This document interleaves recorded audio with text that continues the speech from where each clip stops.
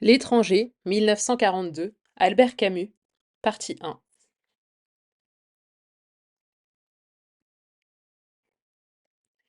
Aujourd'hui, maman est morte. Ou peut-être hier, je ne sais pas. J'ai reçu un télégramme de l'asile. Mère décédée, enterrement demain, sentiment distingué. Cela ne veut rien dire. C'était peut-être hier. L'asile de vieillards est à Marengo, à 80 kilomètres d'Alger. Je prendrai l'autobus à 2 heures et j'arriverai dans l'après-midi. Ainsi, je pourrai veiller et je rentrerai demain soir. J'ai demandé 2 jours de congé à mon patron, et il ne pouvait pas me les refuser avec une excuse pareille. Mais il n'avait pas l'air content. Je lui ai même dit: Ce n'est pas de ma faute. Il n'a pas répondu. J'ai pensé alors que je n'aurais pas dû lui dire cela. En somme, je n'avais pas à m'excuser. C'était plutôt à lui de me présenter ses condoléances. Mais il le fera sans doute après-demain, quand il me verra en deuil. Pour le moment, c'est un peu comme si maman n'était pas morte. Après l'enterrement, au contraire, ce sera une affaire classée, et tout aura revêtu une allure plus officielle. J'ai pris l'autobus à 2 heures. Il faisait très chaud. J'ai mangé au restaurant, chez Céleste, comme d'habitude. Ils avaient tous beaucoup de peine pour moi et Céleste m'a dit: On n'a qu'une mère. Quand je suis partie, ils m'ont accompagnée à la porte. J'étais un peu étourdie, parce qu'il a fallu que je monte chez Emmanuel pour lui emprunter une cravate noire et un brassard. Il a perdu son oncle il y a quelques mois. J'ai couru pour ne pas manquer le départ. Cette hâte, cette course, c'est à cause de tout cela sans doute, ajouté au chaos, à l'odeur d'essence, à la réverbération de la route et du ciel, que je me suis assoupie. J'ai dormi pendant presque tout le trajet. Et quand je me suis réveillée, j'étais tassée contre un militaire qui m'a souri et qui m'a demandé si je venais de loin. J'ai dit oui, pour n'avoir plus à parler. L'asile est à 2 kilomètres du village. J'ai fait le chemin à pied. J'ai voulu voir maman tout de suite. Mais le concierge m'a dit qu'il fallait que je rencontre le directeur. Comme il était occupé, j'ai attendu un peu. Pendant tout ce temps, le concierge a parlé, et ensuite, j'ai vu le directeur. Il m'a reçu dans son bureau. C'était un petit vieux, avec la Légion d'honneur. Il m'a regardé de ses yeux clairs. Puis il m'a serré la main, qu'il a gardée si longtemps que je ne savais trop comment la retirer. Il a consulté un dossier et m'a dit: Madame Meursault est entrée ici il y a 3 ans. Vous étiez son seul soutien. J'ai cru qu'il me reprochait quelque chose et j'ai commencé à lui expliquer. Mais il m'a interrompu. Vous n'avez pas à vous justifier, mon cher enfant. J'ai lu le dossier de votre mère. Vous ne pouviez subvenir à ses besoins. Il lui fallait une garde. Vos salaires sont modestes. Et tout compte fait, elle était plus heureuse ici. J'ai dit: Oui, monsieur le directeur. Il a ajouté: Vous savez, elle avait des amis, des gens de son âge. Elle pouvait partager avec eux des intérêts qui sont d'un autre temps. Vous êtes jeune, et elle devait s'ennuyer avec vous. C'était vrai. Quand elle était à la maison, maman passait son temps à me suivre des yeux en silence. Dans les premiers jours où elle était à l'asile, elle pleurait souvent. Mais c'était à cause de l'habitude. Au bout de quelques mois, elle aurait pleuré si on l'avait retirée de l'asile. Toujours à cause de l'habitude. C'est un peu pour cela que dans la dernière année, je n'y suis presque plus allée. Et aussi parce que cela me prenait mon dimanche, sans compter l'effort pour aller à l'autobus, prendre des tickets et faire 2 heures de route. Le directeur m'a encore parlé, mais je ne l'écoutais presque plus. Il m'a dit: Je suppose que vous voulez voir votre mère. Je me suis levée sans rien dire et il m'a précédée vers la porte. Dans l'escalier, il m'a expliqué. Nous l'avons transportée dans notre petite morgue, pour ne pas impressionner les autres. Chaque fois qu'un pensionnaire meurt, les autres sont nerveux pendant 2 ou 3 jours, et ça rend le service difficile. Nous avons traversé une cour où il y avait beaucoup de vieillards, bavardant par petits groupes. Ils se taisaient quand nous passions. Et derrière nous, les conversations reprenaient. On aurait dit d'un jacassement assourdi de perruches. À la porte d'un petit bâtiment, le directeur m'a quitté. Je vous laisse, monsieur Meursault. Je suis à votre disposition dans mon bureau. En principe, l'enterrement est fixé à 10 heures du matin. Nous avons pensé que vous pourrez ainsi veiller la disparue. Un dernier mot. Votre mère a, paraît-il, exprimé souvent à ses compagnons le désir d'être enterrée religieusement. J'ai pris sur moi de faire le nécessaire, mais je voulais vous en informer. Je l'ai remerciée. Maman, sans être athée, n'avait jamais pensé de son vivant à la religion. Je suis entrée. C'était une salle très claire, blanchie à la chaux et recouverte d'une verrière. Elle était meublée de chaises et de chevalets en forme de X.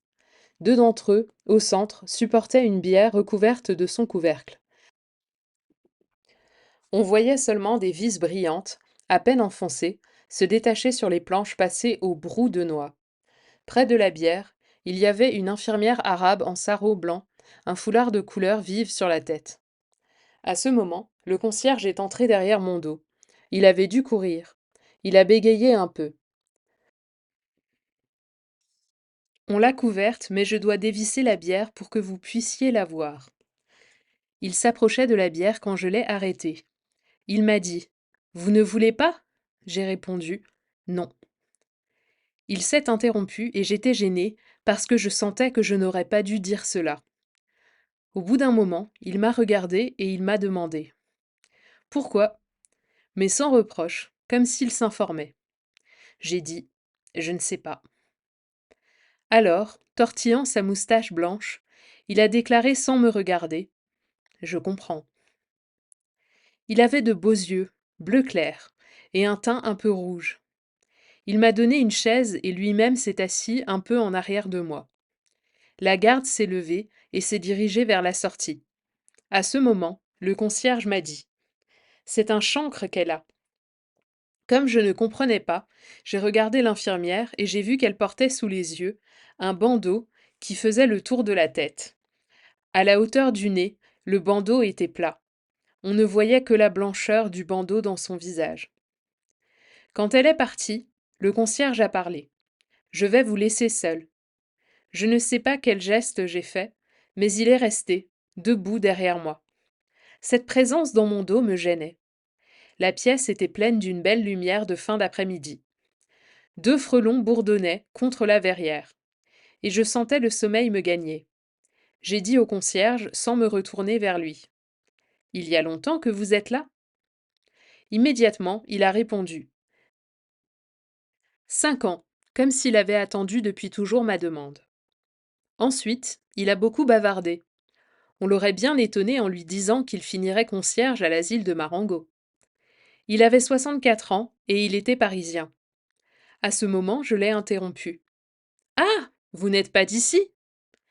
Puis, je me suis souvenu qu'avant de me conduire chez le directeur, il m'avait parlé de maman. Il m'avait dit qu'il fallait l'enterrer très vite, parce que dans la plaine il faisait chaud, surtout dans ce pays. C'est alors qu'il m'avait appris qu'il avait vécu à Paris et qu'il avait du mal à l'oublier. À Paris, on reste avec le mort 3, 4 jours quelquefois. Ici, on n'a pas le temps. On ne s'est pas fait à l'idée que déjà il faut courir derrière le corbillard. Sa femme lui avait dit alors: Tais-toi, ce ne sont pas des choses à raconter à monsieur. Le vieux avait rougi et s'était excusé. J'étais intervenue pour dire: Mais non, mais non. Je trouvais ce qu'il racontait juste et intéressant. Dans la petite morgue, il m'a appris qu'il était entré à l'asile comme indigent. Comme il se sentait valide, il s'était proposé pour cette place de concierge. Je lui ai fait remarquer qu'en somme, il était un pensionnaire. Il m'a dit que non. J'avais déjà été frappée par la façon qu'il avait de dire il, les autres, et plus rarement les vieux, en parlant des pensionnaires dont certains n'étaient pas plus âgés que lui. Mais naturellement, ce n'était pas la même chose. Lui était concierge, et dans une certaine mesure, il avait des droits sur eux. La garde est entrée à ce moment. Le soir était tombé brusquement. Très vite, la nuit s'était épaissie au-dessus de la verrière. Le concierge a tourné le commutateur et j'ai été aveuglée par l'éclaboussement soudain de la lumière. Il m'a invité à me rendre au réfectoire pour dîner. Mais je n'avais pas faim. Il m'a offert alors d'apporter une tasse de café au lait. Comme j'aime beaucoup le café au lait, j'ai accepté et il est revenu, Un moment après, avec un plateau. J'ai bu. J'ai eu alors envie de fumer. Mais j'ai hésité parce que je ne savais pas si je pouvais le faire devant maman. J'ai réfléchi, cela n'avait aucune importance. J'ai offert une cigarette au concierge et nous avons fumé. À un moment, il m'a dit: Vous savez, les amis de madame votre mère vont venir la veiller aussi. C'est la coutume. Il faut que j'aille chercher des chaises et du café noir. Je lui ai demandé si on pouvait éteindre une des lampes.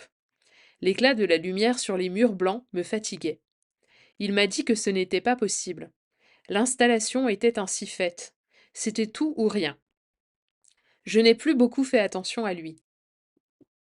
Il est sorti, est revenu, a disposé des chaises. Sur l'une d'elles, il a empilé des tasses autour d'une cafetière. Puis il s'est assis en face de moi, de l'autre côté de maman. La garde était aussi au fond, le dos tourné. Je ne voyais pas ce qu'elle faisait, mais au mouvement de ses bras, je pouvais croire qu'elle tricotait. Il faisait doux, le café m'avait réchauffé, et par la porte ouverte entrait une odeur de nuit et de fleurs. Je crois que j'ai somnolé un peu. C'est un frôlement qui m'a réveillée. D'avoir fermé les yeux, la pièce m'a paru encore plus éclatante de blancheur. Devant moi, il n'y avait pas une ombre et chaque objet, chaque angle, toutes les courbes se dessinaient avec une pureté blessante pour les yeux. C'est à ce moment que les amis de maman sont entrés. Ils étaient en tout une dizaine et ils glissaient en silence dans cette lumière aveuglante. Ils se sont assis sans qu'aucune chaise grinçât. Je les voyais comme je n'ai jamais vu personne et pas un détail de leur visage ou de leurs habits ne m'échappait. Pourtant, je ne les entendais pas et j'avais peine à croire à leur réalité. Presque toutes les femmes portaient un tablier et le cordon qui les serrait à la taille faisait encore ressortir leur ventre bombé. Je n'avais encore jamais remarqué à quel point les vieilles femmes pouvaient avoir du ventre. Les hommes étaient presque tous très maigres et tenaient des cannes. Ce qui me frappait dans leur visage, c'est que je ne voyais pas leurs yeux, mais seulement une lueur sans éclat au milieu d'un nid de rides. Lorsqu'ils se sont assis, la plupart m'ont regardé et ont hoché la tête avec gêne, les lèvres toutes mangées par leur bouche sans dents, sans que je puisse savoir s'ils me saluaient ou s'il s'agissait d'un tic. Je crois plutôt qu'ils me saluaient.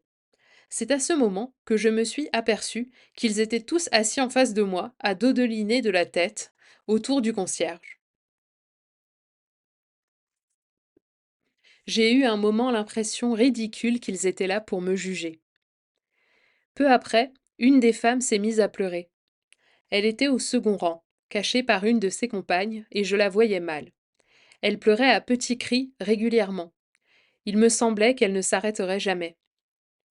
Les autres avaient l'air de ne pas l'entendre. Ils étaient affaissés, mornes et silencieux. Ils regardaient la bière ou leur canne, ou n'importe quoi, mais ils ne regardaient que cela. La femme pleurait toujours. J'étais très étonnée parce que je ne la connaissais pas. J'aurais voulu ne plus l'entendre. Pourtant, je n'osais pas le lui dire. Le concierge s'est penché vers elle, lui a parlé, mais elle a secoué la tête, a bredouillé quelque chose et a continué de pleurer avec la même régularité.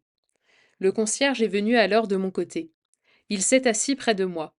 Après un assez long moment, il m'a renseigné sans me regarder.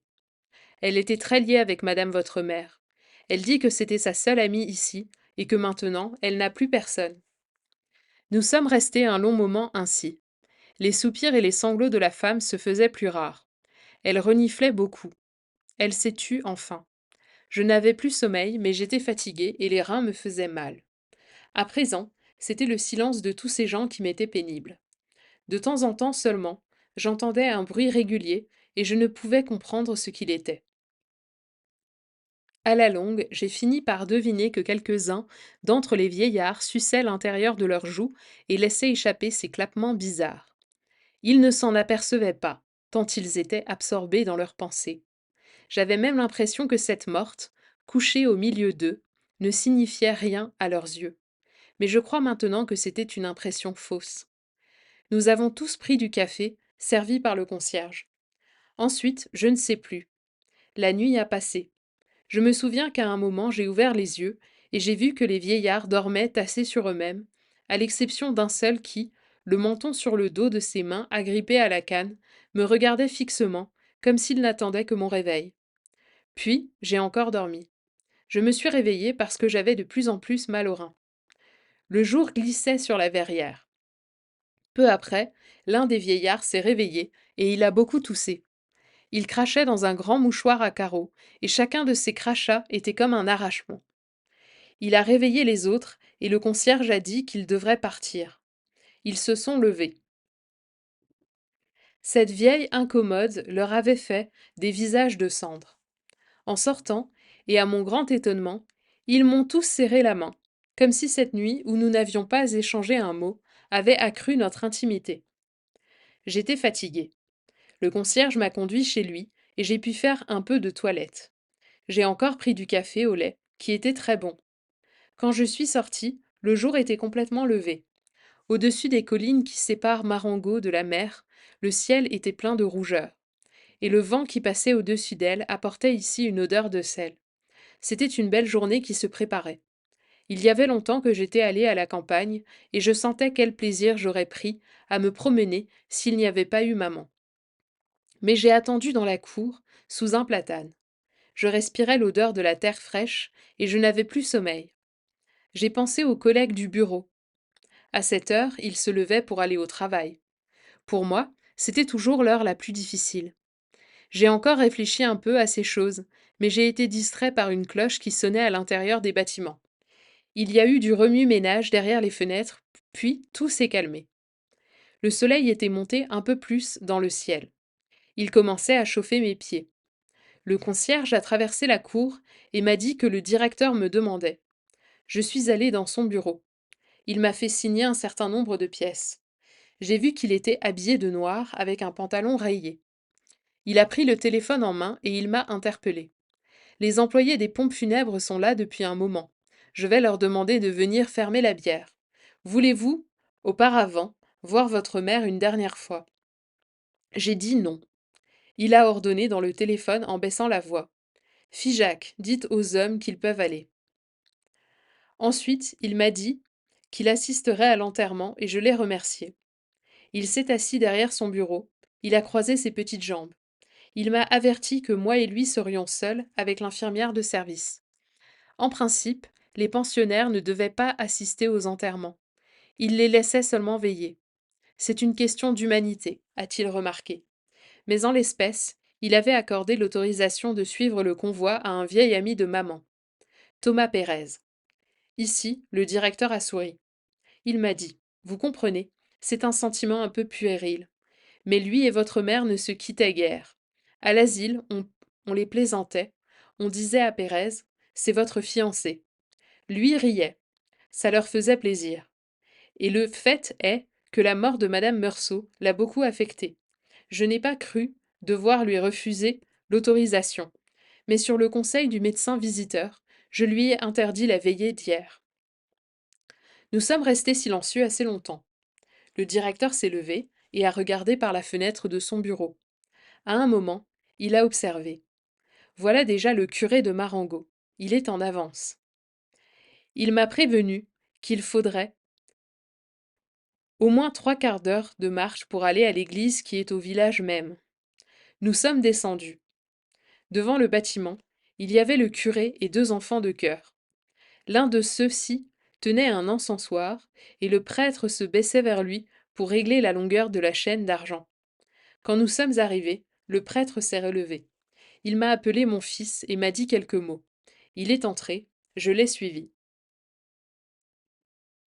J'ai vu d'un coup que les vis de la bière étaient enfoncées et qu'il y avait 4 hommes noirs dans la pièce.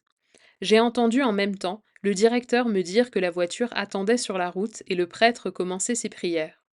À partir de ce moment, tout est allé très vite. Les hommes se sont avancés vers la bière avec un drap. Les prêtres, ses suivants, le directeur et moi-même sommes sortis. Devant la porte, il y avait une dame que je ne connaissais pas. Monsieur Meursault, a dit le directeur. Je n'ai pas entendu le nom de cette dame et j'ai compris seulement qu'elle était infirmière déléguée. Elle a incliné sans un sourire son visage osseux et long. Puis, nous nous sommes rangés pour laisser passer le corps. Nous avons suivi les porteurs et nous sommes sortis de l'asile. Devant la porte, il y avait la voiture. Vernie, Oblongue et brillante, elle faisait penser à un plumier. À côté d'elle, il y avait l'ordonnateur, petit homme aux habits ridicules et un vieillard à l'allure empruntée. J'ai compris que c'était Monsieur Pérez. Il avait un feutre mou, à la calotte ronde et aux ailes larges. Il l'a ôté quand la bière a passé la porte. Un costume dont le pantalon tire-bouchonnait sur les souliers, et un nœud d'étoffe noire trop petit pour sa chemise à grand col blanc. Ses lèvres tremblaient au-dessous d'un nez truffé de points noirs. Ses cheveux blancs, assez fins, laissaient passer de curieuses oreilles ballantes et mal ourlées, dont la couleur rouge sang, dans ce visage blafard, me frappa. L'ordonnateur nous donna nos places. Le curé marchait en avant, puis la voiture. Autour d'elle, les 4 hommes. Derrière, le directeur, moi-même, et fermant la marche, l'infirmière déléguée et M. Pérez. Le ciel était déjà plein de soleil. Il commençait à peser sur la terre et la chaleur augmentait rapidement. Je ne sais pas pourquoi, nous avons attendu assez longtemps avant de nous mettre en marche. J'avais chaud sous mes vêtements sombres. Le petit vieux, qui s'était recouvert, a de nouveau ôté son chapeau. Je m'étais un peu tournée de son côté, et je le regardais lorsque le directeur m'a parlé de lui. Il m'a dit que souvent, ma mère et M. Pérez allaient se promener le soir jusqu'au village, accompagnés d'une infirmière. Je regardais la campagne autour de moi. À travers les lignes de cyprès qui menaient aux collines près du ciel, cette terre rousse et verte, ces maisons rares et bien dessinées, je comprenais maman. Le soir dans ce pays devait être comme une trêve mélancolique. Aujourd'hui, le soleil débordant qui faisait tressaillir le paysage le rendait inhumain et déprimant. Nous nous sommes mis en marche. C'est à ce moment que je me suis aperçu que Pérez claudiquait légèrement. La voiture, peu à peu, prenait de la vitesse et le vieillard perdait du terrain. L'un des hommes qui entouraient la voiture s'était laissé dépasser, aussi, et marchait maintenant à mon niveau. J'étais surpris de la rapidité avec laquelle le soleil montait dans le ciel. Je me suis aperçu qu'il y avait déjà longtemps que la campagne bourdonnait du chant des insectes et de crépitements d'herbes.